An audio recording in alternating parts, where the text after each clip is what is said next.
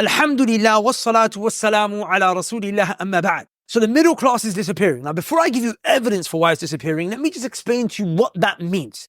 If the middle class disappears, that means that more people are going to become poor and more people are going to become rich, right? In America, for example, 60% of the population was part of the middle class. And then from that remaining 40%, there was a minority that was extremely wealthy. And they say 10% of the world's population owns 90% of the world's wealth. And the rest that was left over were living below the poverty line. And this is the poverty line. It's of course not to scale. It's just a visualization. But they would be living below the poverty line. So 60%. Now, if the middle class disappears, where are those 60% going to go? Well, some of them are going to become extremely wealthy, right? Because they're going to join the wealthy people. And the majority of that 60%, they're going to fall below the poverty line. And that is something that you want to avoid with Allah's permission as much as you can. Because poverty, the Prophet ﷺ connected it to disbelief. He paired it with disbelief. When he sought refuge with Allah from disbelief, he sought refuge with Allah from poverty. Allahumma inni a'udhu bika min al-kufri wal-faqr. We're not saying that the poor person is a disbeliever. Please don't misunderstand me. What we're saying is that there's a relationship between the two, which is that poverty leads to disbelief. When a person is not able to take care of their day-to-day needs and necessities, it's very easy for them to just sell their religion because they are on survival mode. Okay, so what's the proof that the middle class is disappearing? Well, number one, in America, 33% of people in the middle class are not able to afford and manage an unexpected $400 bill. If an unexpected $400 expense comes up, 33%, 1/3 of them, they cannot afford that. They cannot afford that, right? They live in paycheck to paycheck, sometimes worse. Not only that, in the early 2000s, the middle class was 60% of America. Now, in 2023, it's 50%. So just in the last 15 odd years, 10% of the US population has dropped below the poverty line. That's actually crazy. It's insane, right? Now, this is something that is bad for some people, but I believe for the Muslims, for the practicing Muslims, is actually a very, very good opportunity. I'll tell you why. So look, this right here, this is those living below the poverty line. This is the lower class, right? The middle class, they used to be like here, right? They used to be like here. But what's happening is that this is what's happening to the middle class. And very soon, they're going to meet the lower class. And there are those that are from the upper class. What's going to happen to them, right? They're just going to get richer and richer. They're just going to what? Get richer and richer and richer and richer and richer. And that's what's going to happen. Now, why is the middle class disappearing? This is the $1,000,000 question. And how is this an opportunity for Muslims? But the reason why it's disappearing is because of debt. Riba. Did Allah Azza wa Jalla say, يَمْحَقُ اللَّهُ الرِّبَى وَيُرْبِ الصَّدَقَاتِ? Allah Azza wa Jalla is destroying riba. And He's growing and cultivating the charity. So riba, Allah is saying He's destroying it. They think, we make more money through interest. No, what happens is that these guys get richer, but these guys get poorer. In America currently right now, they are in over $1 trillion in debt from credit card loans. They are over $1 trillion, in fact, $1.5 trillion in debt because of student loans. The average household owes $47,000. $47,000 in debt. But that's nuts. That's nuts. How are they surviving? So number one, the first thing is what? Is debt. But next to debt, what I'm going to put riba. Because it's not just debt. It's interest. Now, interest is rising. Actually, I was speaking to a brother the other day, and he mentioned that he was contemplating suicide. And why was this? He was saying because his credit card debts, they just don't disappear. He said he paid, his debt is $15,000. He goes, in the last year, he paid off $15,000. But the interest rate just keeps mounting and mounting and mounting, that it's as if he didn't pay anything away. He's like, it's just not going away. He has to declare bankruptcy. So this is the first reason, right? The middle class not able to sustain, the debt that it's got itself into, right? Which is why stay away from riba. Muslims they don't take riba, right?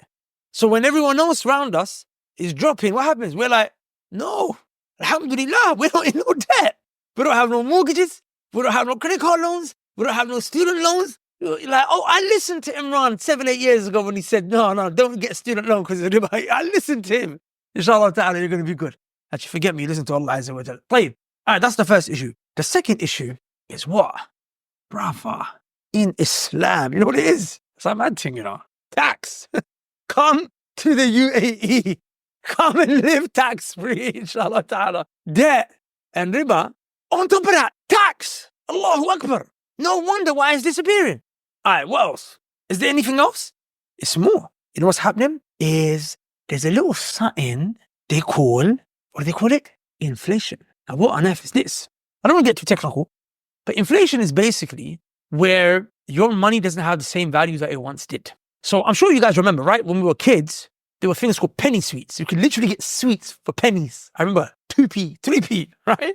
I remember a bus ride. I remember a bus ride was 20p in the UK. But what happened? Did the value of the bus ride change? Did the value of the penny sweet change? No. Price changed. Why did the price change if the value didn't change? Those sweets, are they any more valuable today than they were back then? Is a bus ride any more valuable today than it was back then? No, it wasn't. But why did the price change?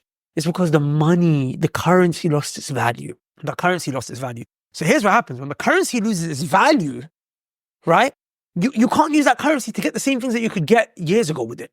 Do you understand?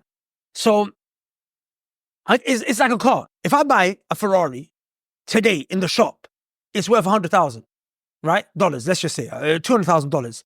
Now, a year later, it will drop in value. And if I wanted to sell that car today, fresh from the showroom, I can make $200,000. If I wanted to sell it from the showroom next year, I wouldn't. It would have dropped. And every year, these cars, they drop like 7% in price. So they are deflating, right? They are deflating. So what happens is, they are losing value. They are losing value. So likewise, the currency is losing value. The currency, the pound is losing value, the euro is losing value, the dollar is losing value. And the reason it's losing value is because they just print it. And it's not connected to gold. Many people think it's connected to gold. Well, like, what a myth. President Nixon, he unpegged the dollar from the gold standard like decades ago. And people still believe that it's connected to gold. It actually has no value inherently, except for the trust that we give it. We trust that it has value. So what happens is that now this is losing value because they're printing it like crazy, right? Supply and demand. It's not that rare anymore. It's everywhere, so it loses value. And then this means that the cost of living goes up. Because remember, that bus ride was 20p 30 years ago. Now that bus ride is what? It's like £2, £1.50. It's gone up like, 7.5 to 10x what it was worth originally. Now imagine that's also happening to your rent. And that's happening to your clothes, milk, butter, the price of everything going up. But your wages are not going up in accordance. Now, there's a bunch of other reasons, but can you imagine, number one, your wealth is not able to purchase the things with it that it could purchase last year because of inflation.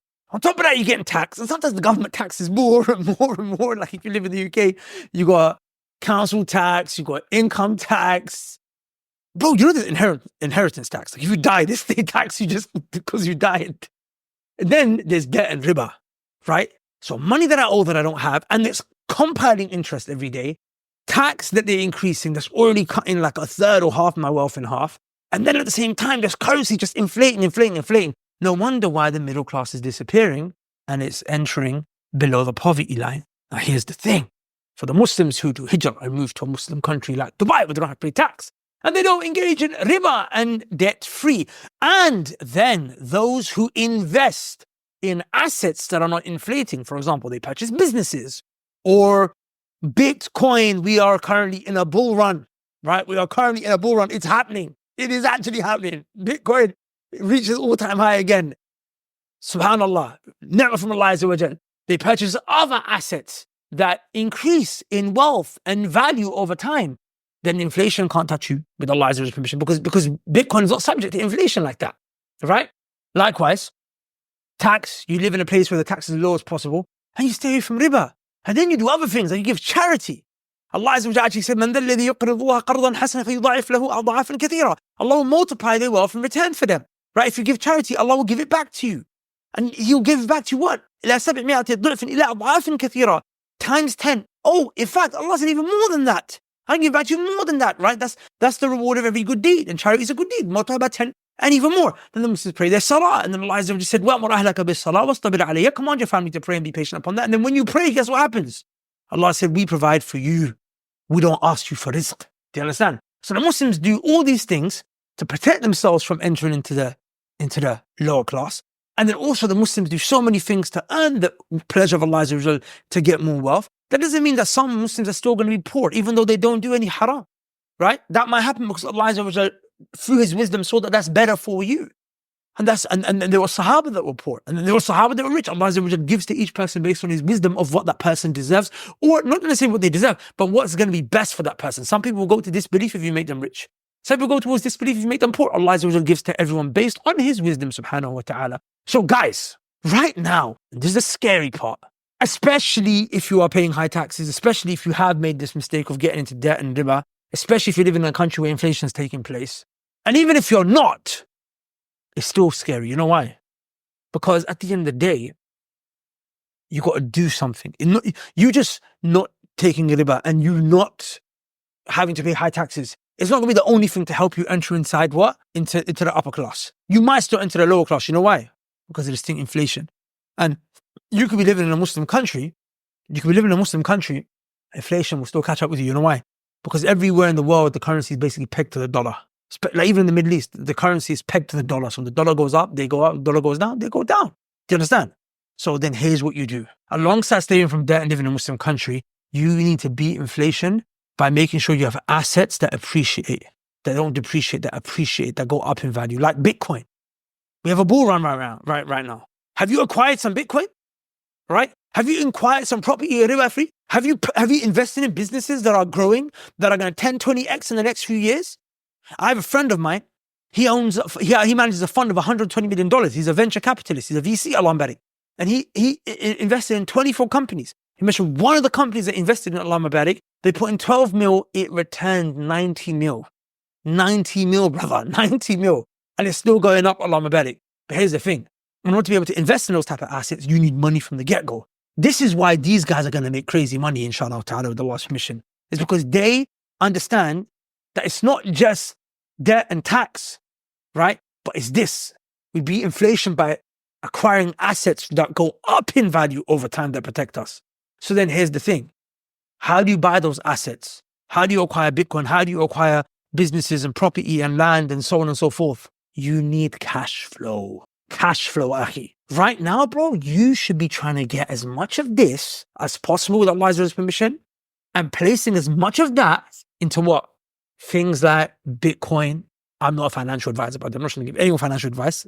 I'm just telling you what I would do and what I do. I'm talking about me, basically. Yeah. So take what you want from this. If you want to take it. But, this is me just talking my ramblings and my thoughts. I'm not trying to get sued. I'm not giving anyone financial advice. So ala kulli, what happens? You take your dollars, you take your money, right? Or I rather, and just put it into Bitcoin. And put it into other assets that are going to what? That are going to shoot up with the permission of Allah Azza wa Jal over the next few years. But here's the mushkilah. Cash flow. How do I get that? Because we don't believe in luck, right? We believe in actual action and putting our trust in Allah Azza wa Jal, doing the work and relying upon Allah. So then how is it that I can get as much cash flow as possible? So I can take that cash flow, which is subject to inflation, right? And quickly put it into things that are going to appreciate. They're going to go up in value. This is where we come at the Righteous Reach. This is where we can help you. Cheeky plug, I know. It's a very cheeky plug, but you have to stick with me because it's going to make you money, inshallah. Is you need to learn something called marketing plus sales. Marketing is basically the skill of being able to communicate messaging in a way that's captivating. What type of messaging? The messaging with regards to the service that you provide. And then that messaging is so captivating. People are so like, whoa, I want that service. I want that product. I want that thing that he's got, right? And then sales is actually taking that person once you've got his attention and making him into a paying customer. I repeat, marketing is getting their attention. Sales is taking their money. Marketing is getting their attention. Sales is taking their money. Understand me one more time. Marketing is getting their attention. Sales is taking their money. Of course, you must give them value in return. Otherwise, you're a thief, right? Or, yeah, you would be a thief. Anyways, so marketing and sales. Now, how much money are you making for every dollar that you spend? Are you spending dollars in the first place? Do you spend $2, $3, $4 on marketing and make the same amount back? If so, you've broken even.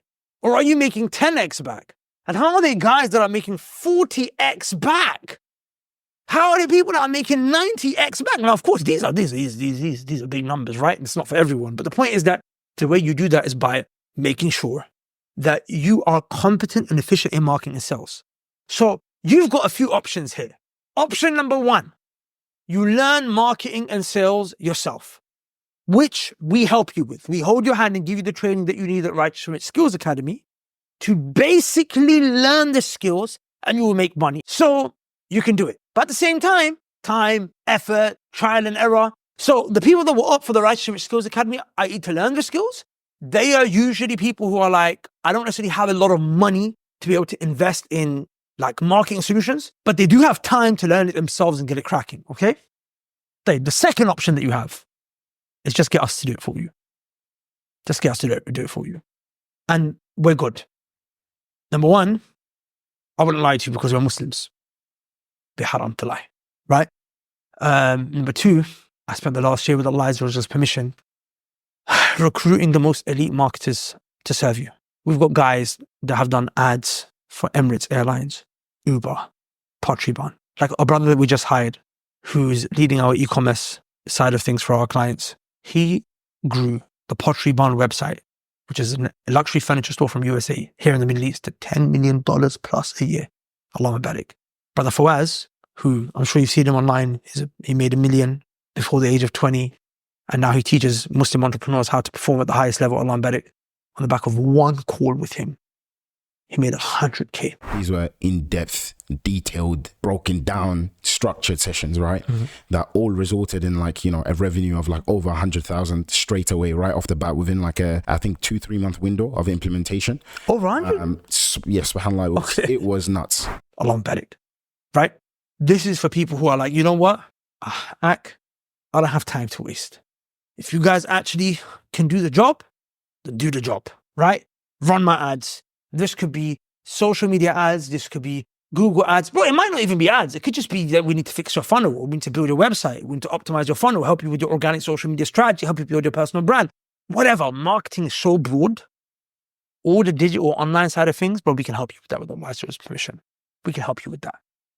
Right. So if you would like more information on our marketing and sales services, how we can help you, I'm going to give you a chance to book a free call with one of my team members. Go to the link below. This call, no pressure. We're not going to force you to buy anything. It's going to be a call we're actually going to try and give you value.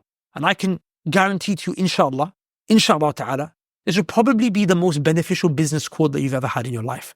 And it could potentially be a life-altering call for you. And I'll tell you why. Because what our consultants are going to do in that call with you, they're going to map out a strategy, how you can make money. Because the thing is, you are inside of a box, banging your head and not making any progress. It's because you don't know any better, right? We're outside the box and we're looking at hundreds of boxes, thousands of boxes. We've got hundreds of thousands of dollars in terms of our team under our belt in terms of marketing spend that we've managed. So we know what works and what doesn't work. So in that call, we'll show you what you're doing wrong, make a strategy for you that will hopefully allow you to enter into this ascension curve, this, hockey stick. It's not really a hockey stick, but yeah. So you can start making as much cash flow as possible to stay above the inflation rate and put that money into assets that are going to appreciate, so that if and when this happens, you could be in a position of strength with Allah's permission. Spend that wealth to take care of yourselves and your family members, and to give charity and to serve the deen of Allah Azza wa Jal. Because there will be many Muslims that will also fall under this poverty line. And then you may be there to take care of them. So what we'll do is we'll map out that strategy for you on the call. And look, and be honest, we will make an offer to you to do your services for you if we feel like you're a good fit for us. And if you feel like we're a good fit for you, you can either say yes or no. Look, we understand. We're not going to be a great fit for everyone, and there's no pressure. But at the least you will have that call. You would have benefited. طيب, with that said, may Allah bless you. Book the call at the link below. Subhanaka Allahumma bihamdika ashhadu an la ilaha illa anta astaghfiruka wa atubu ilaik. Assalamu alaikum. Just very quickly, have you heard of the saying that you are the average of the 5 closest people to you? Well, imagine that the 5 closest people to you were 7-figure, 8-figure entrepreneurs. They were investors, master marketers, CEOs, venture capitalists, so on and so forth. You'd probably be a pretty skilled Muslim entrepreneur. Well, we know that most people don't have that opportunity. Even masterful entrepreneurs who are making a lot of money, the people around them kind of pull them down. So we created something called the Drive to Paradise, which is a 2-day retreat that consists of business and brotherhood. We will have masterminds, we will have seminars, we will have supercars that we're going to be driving up and down a mountain, a private island resort with a part of the island that's been blocked off just for us, with a swimming pool and a conference room where we can learn from each other and connect with each other and make sure that we align between our business and our purpose as Muslims. And here's the best part. We will only be letting the most qualified and the most elite entrepreneurs attend this event. Last time, we had brothers like Sam Amin, who's an 8-figure real estate investor, completely riba free. We had brothers like Brother Harris, who actually got an investment from Jay-Z and turned his back on £2 million liquid because they started introducing LGBT stuff into his business, and he left it for the sake of Allah.